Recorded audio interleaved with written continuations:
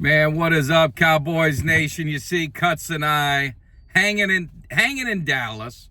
We had a great time last night at the Texas Black Sports Hall of Fame and got to hang with Eugene, the hitting machine. We got to hang with Larry Brown, Super Bowl MVP.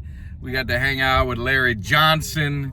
We got to hang out with Joe Washington was there. It was on the show from the Washington Redskins, formerly Redskins. Who else did we hang out with? Am I missing anyone, Cuts? Man, you know who was there I thought was cool? Kyler Murray's uncle. Yes, Kyler Murray's uncle. Yeah. It was such a good evening. It was well done. And the stories that these legends told, I recorded some of it. We're going to cut it in so you guys will get a chance to see some of it. We got the induction ceremony tonight. Ladainian Tomlinson wasn't there last night, but they confirmed he will be there today. So that's going to be really cool. So we're having a good time in Dallas. A couple things I'd say. This place ain't the same when the Cowboys ain't in town, is it? No. Texas Live was not live. It was just Texas. It was. I don't even know if it was Texas. I don't even know if it was Texas, man. The place was closed. So, but we're having a good time. We're still figuring out what's going to happen today after the ceremony. We might have a little birthday party for Eugene, the hit machine. So we may be doing that. We might hit playmakers. But, a couple interesting things that we'd say. We had an opportunity to talk to Larry Brown. Again, I joked with him. I had my Super Bowl 30 ticket stub in my pocket. And we got to talk. And I'm like, hey, man, when are we going to be able to get one of these ticket stubs again? When are we going to be able to have another one?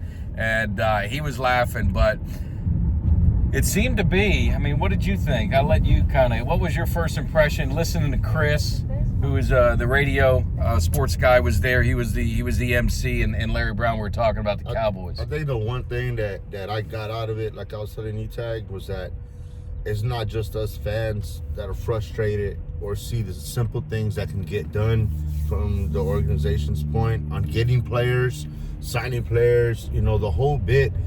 I was telling Tag, yo, man, it's not just us.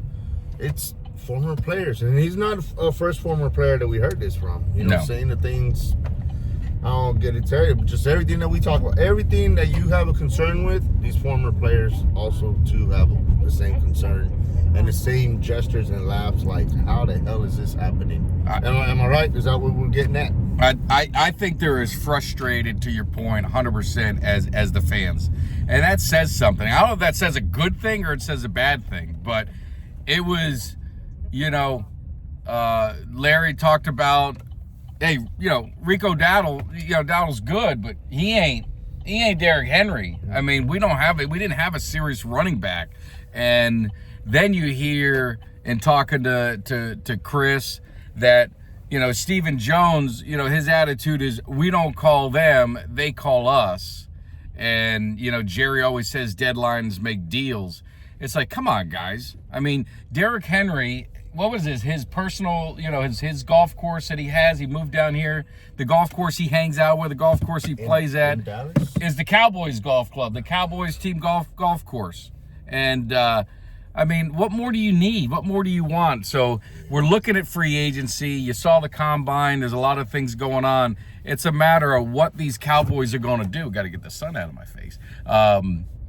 Because the patience is wearing thin with everybody. And, to Cuts' point, you've got these Cowboy legends. You got these former players that are speaking out more than ever. And you don't know what's going to happen with Jerry, what's going to happen with Steven, but the impression I got is things might get worse with Steven. So, and Steven seems to be pulling more of the cards and more of the decisions. So, we'll see what happens. We're going in to Jam and Toast. I want to see if you can see it. See if hopefully you guys can see that there. This is my favorite breakfast spot. My first time.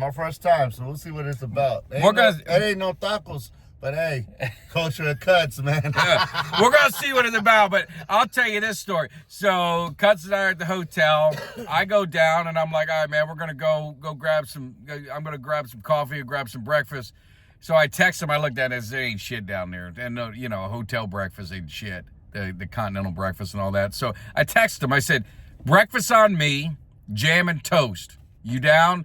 And he's like, nah, I'm good. And so I'm talking, I called my wife. I said, man, Cuts, he don't want to even go to breakfast. He gonna leave me hanging eating this food. I said, I'm going up there and I'm gonna tell him, you give me the keys to the car, I'll go get breakfast myself. But he thought I meant, do I want to bring him back jam and toast for breakfast? And he's like, nah, he knowing that shit. Man, so we're gonna go grab some breakfast. We're gonna continue. We're gonna get some real food, but hey, keep track, man. We're gonna be doing this thing live today. We're gonna be having a good time. We did some recorded stuff. So again, if you're new to the channel, you're new to the Cowboys Cave, you need to hit that subscribe, like, and share, and you need to get over to Culture of Cuts, and you need to go subscribe to his videos and his channel and like all his stuff. So definitely appreciate all love, Cowboys Nation. We got to get breakfast. We got to get fueled up because we got a long day ahead. We'll see you later. Peace.